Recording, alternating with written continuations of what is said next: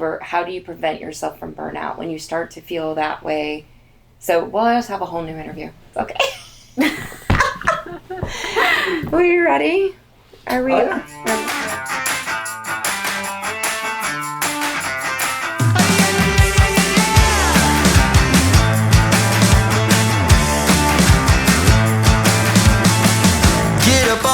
Feet, this is a shakedown.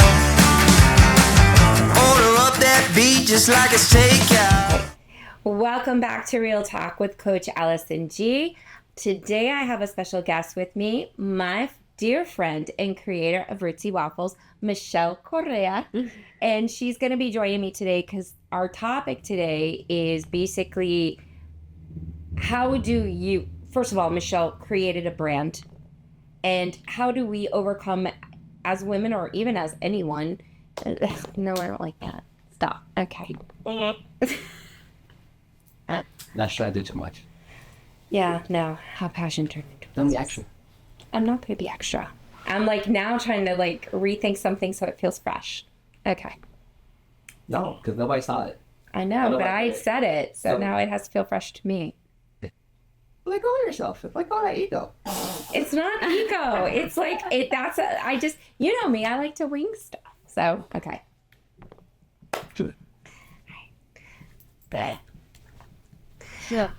Welcome back to Real Talk with Coach Alison G. Today I have with me my dear friend, Michelle Correa, who is also the owner and co-creator of Rootsy Waffles. So what we're going to be talking about today is how she has turned her passion into a business and how we're going to overcome some of that burnout that goes along with it. So welcome, Michelle. Thank you. So one thing about Michelle that I've always, I guess, wondered how she's overcome. Michelle actually came to this country from Colombia, came to Florida, and in a very short time, not only she reestablished herself in her career, but managed to actually create and form a company. So tell me a little bit about that journey. How did we get here and what was that like for you? Okay, so I moved with my husband almost 3 years ago now. I can't believe there's gonna be 3 years now. And we moved because we wanted a change and we wanted to look for new opportunities. So in Colombia, I used to have my gym and my snack brand. So we literally closed and left everything there, like our things from car, bike, and sold everything and came here to start from zero. And it has been like very challenging, like, you know, all the changes, a new culture, a new language and everything. But definitely a great experience. What would make you just decide one day, that's it, we're closing shop and we're not just moving to another area, we're going to another country? A little bit of craziness too. I think you have to have that in order to make this bold decision, but we were young. Well, I think we're still young.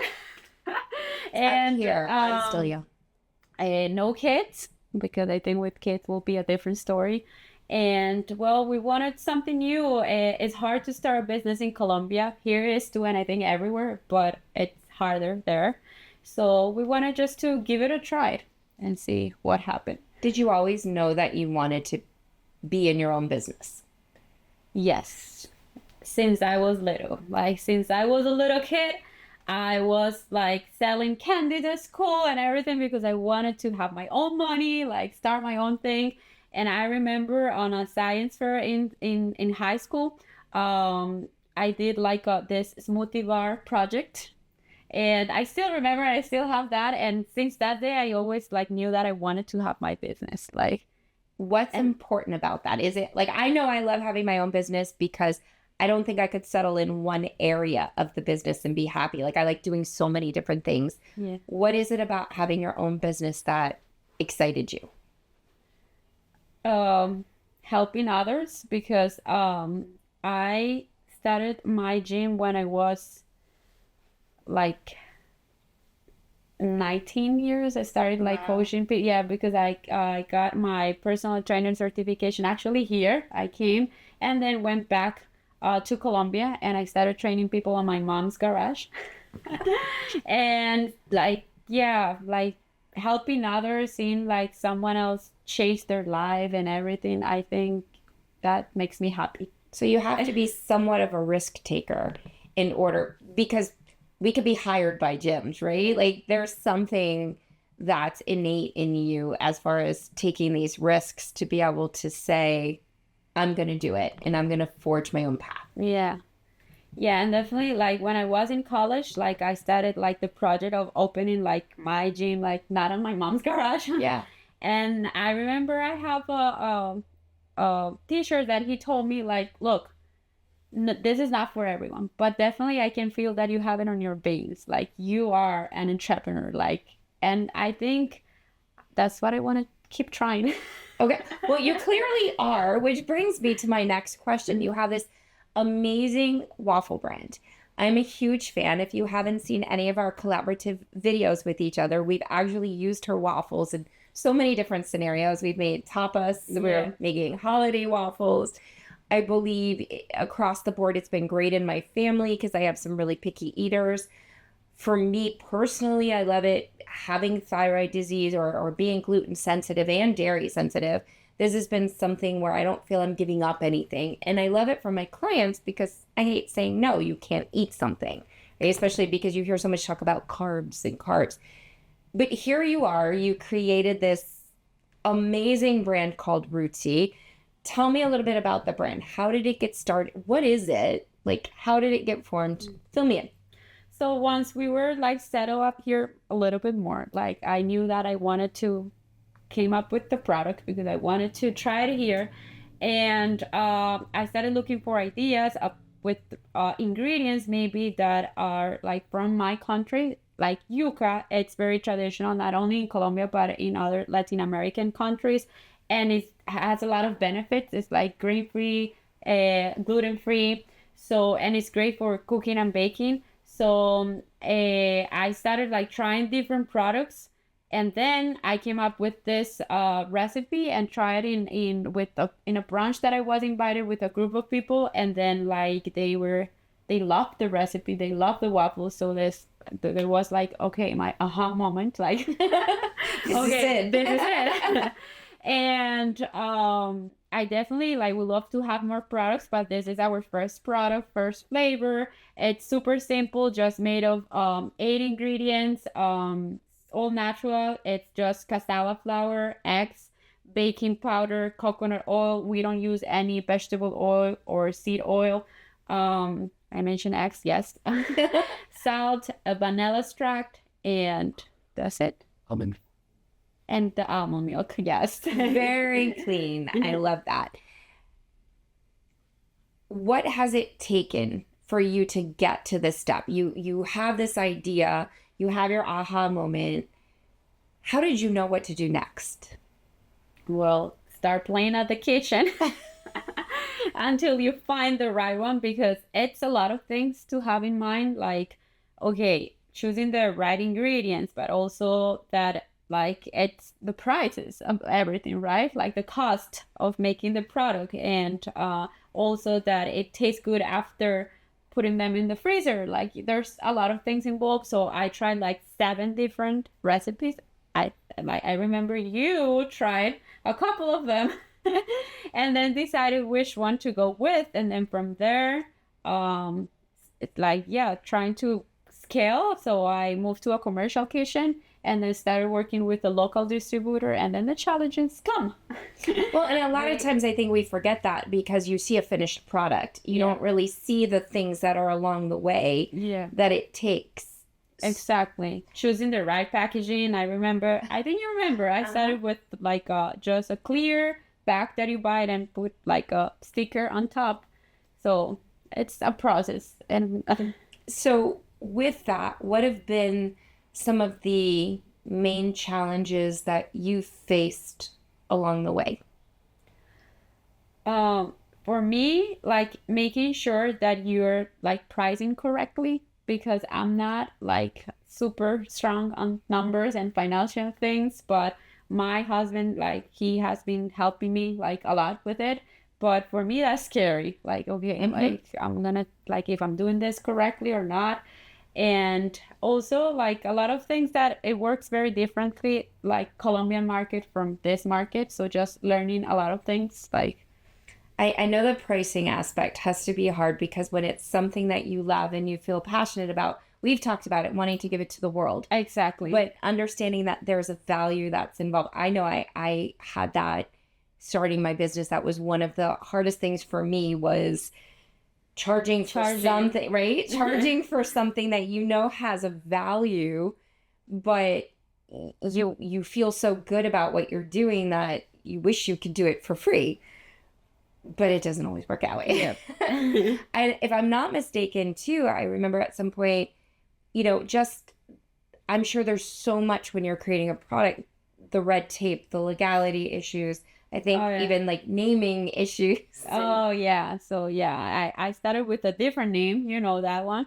And I made a mistake about not like trademarking. And then I have to came up with the new name, which everything works for good. And I like this new name better. I like this name too. But yeah. So that brings me to, I guess, the next question. So many people find it hard when they fall to get back up. And not that it's a major fall, but something like that sets you a little bit backwards when you're already on a trajectory forward. And I don't care what it is. I know when I deal with clients, a lot of times it could be they're super successful in something and it's rolling and all of a sudden there's a setback and now they're just rocked. How do you prevent yourself, or what is it that you lean into to keep you moving forward even when you get these setbacks? That's a hard question because I don't even know how, but I think I have overcome a lot of these challenges in life, like with my gym in Colombia that I had to close. And I feel like at the beginning you can feel it's a failure, but it's not. It's a learning experience and everything. Then I had a snack brand in Colombia that I sold too. And it's like, okay, let me try it again. At the beginning, like, it was my husband telling me, like, you should try to start something here. And I was like, no, I don't want, like, to fail again. But then, like, I think and then when this challenge of the brand and everything came, I was frustrated. I was like, oh my gosh, like, what I am doing this? Like, you start, like, asking yourself a lot of things, but it's just like, don't forget about your goal and just, like, don't stop living with that passion that, like, it got you to start this. And I think you can overcome the challenge.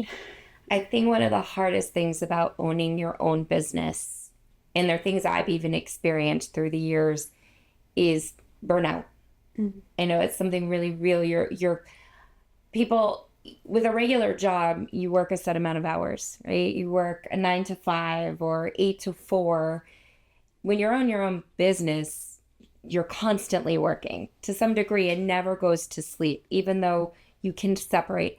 How do you find ways to integrate your personal life and space and things you need along with that work life?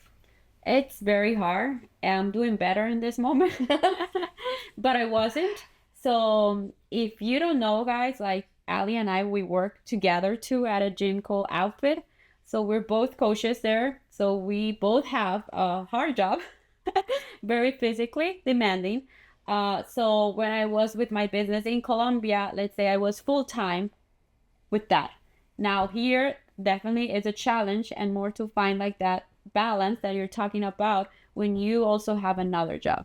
Like, it's very hard. And I was forgetting about taking time for me and, like, even if it's a 15-minute yoga session or walking, whatever you feel that you need to do, but just take time for you. And I was not doing that, but now I am. And it definitely makes a difference because you need, like, prevent that burnout that you're. Is there any tools in your repertoire that have either made your work life easier or made taking care of yourself or reminding yourself about that self-care? What are some things that you've been using or that has worked for you that you can share? Well, I'm a checklist girl, but like I like the paper and everything. But like my husband got me into this Trello, and like you just like it's easier to write your task and put a date and everything. So I guess like organizing your day and like having your calendar and literally writing, like I write on my calendar like my workout time or like everything. Like even like my husband, he's very good with that, and he even writes like to call a friend to like have that social life too and all this. So it's really like trying to however you prefer, like if it's a paper or if it's through Trello or any of these programs, but like definitely like try to organize and prioritize the task. I love her for a reason. If you've listened to any of our podcasts, we've talked about scheduling your day and your time, and including because I don't believe there is work-life balance. And we've talked about that in previous episodes before, that it is this integration. And literally in my calendar, because I am a paper and pen, Yeah. I have to type tally. That's a few times I've heard about that already, and I have yet to make that move. But I am very much a paper and pen, like a good old school planner. But even my planner, it's my day. It's not just a work planner. Like I used to just when my clients were, now it literally will say lunch. It will say workout. Like my stuff is on there as much as my work is, so I really can see the day, and it helps me plan for where the time is. I can see that. But on a personal side, is there anything that has helped you? Because I know you're multitasking, the brain is running, especially with multiple jobs, right? And then you got a home and a husband and all these other things. Is there anything that helps you disconnect? Is there been any tools that you've used to kind of help recenter yourself? Well, definitely like being outdoors, doing something that you like and enjoy. Like I was trying to learn how to surf or like, go for a swim or whatever. That helped me a lot to like to disconnect. But I am reading this book, Get Your Life Back, and they have an app called Pause, a minute of pause. So I haven't been doing like every day, but it helps you like pause for 1 minute, 3 minutes. Like you can choose how long you want to do it. And they started with a little bit of breathing exercise, and that definitely helps.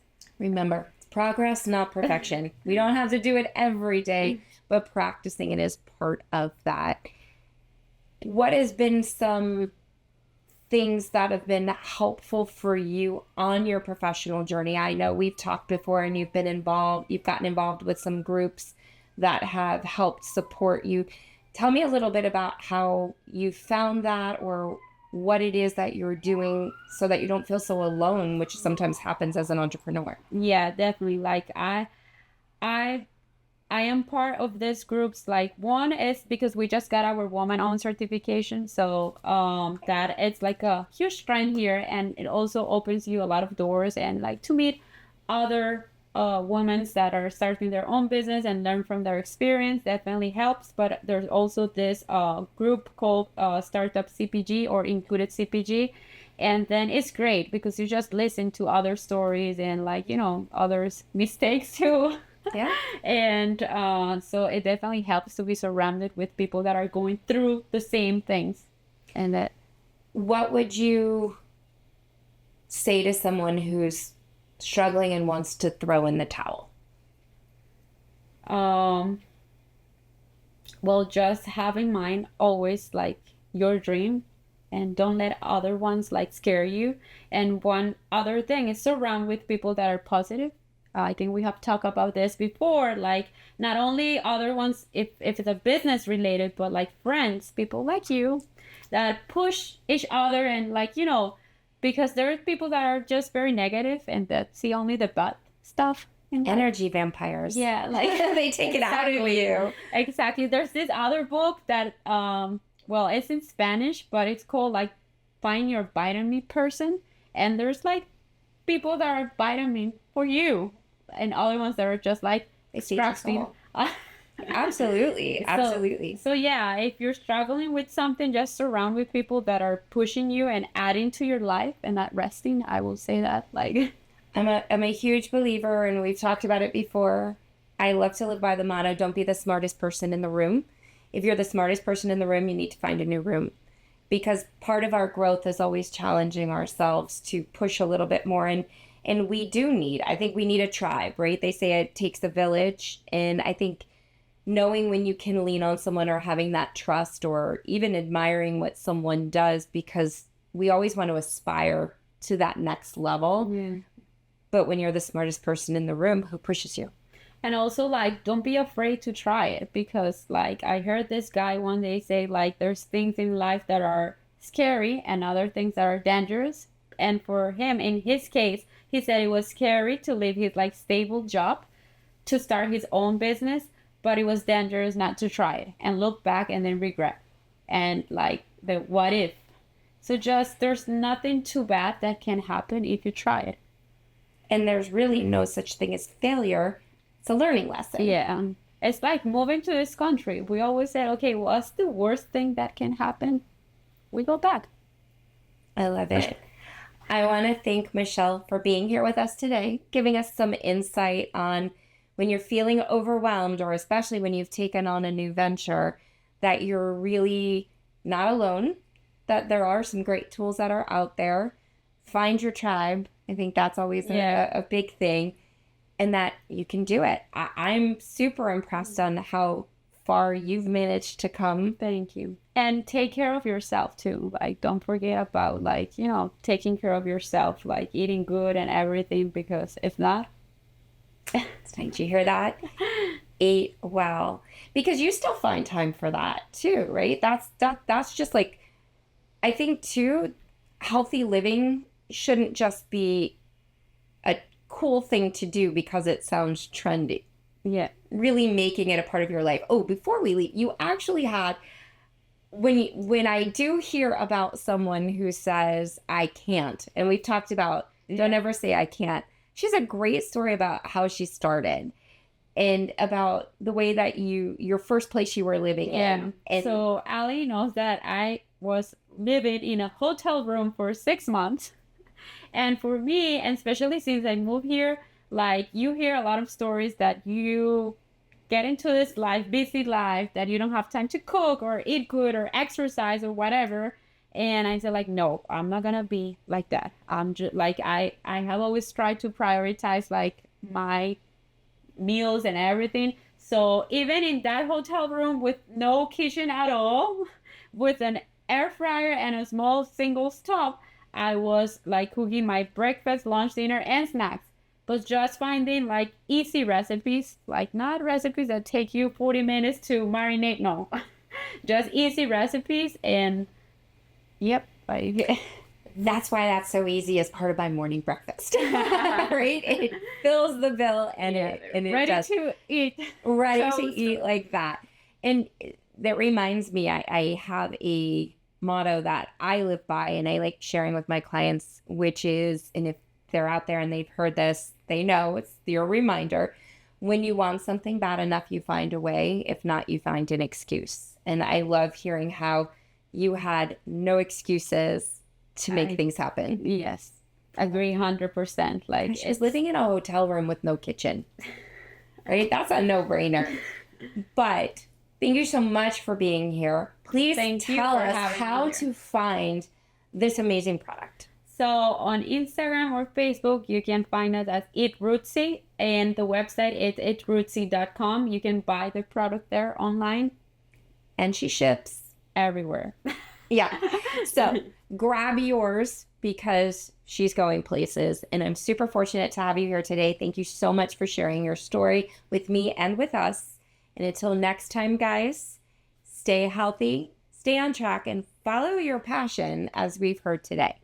We'll see you next time. Make sure to subscribe and follow below for more amazing podcasts coming your way. Thank you. Bye-bye. We did.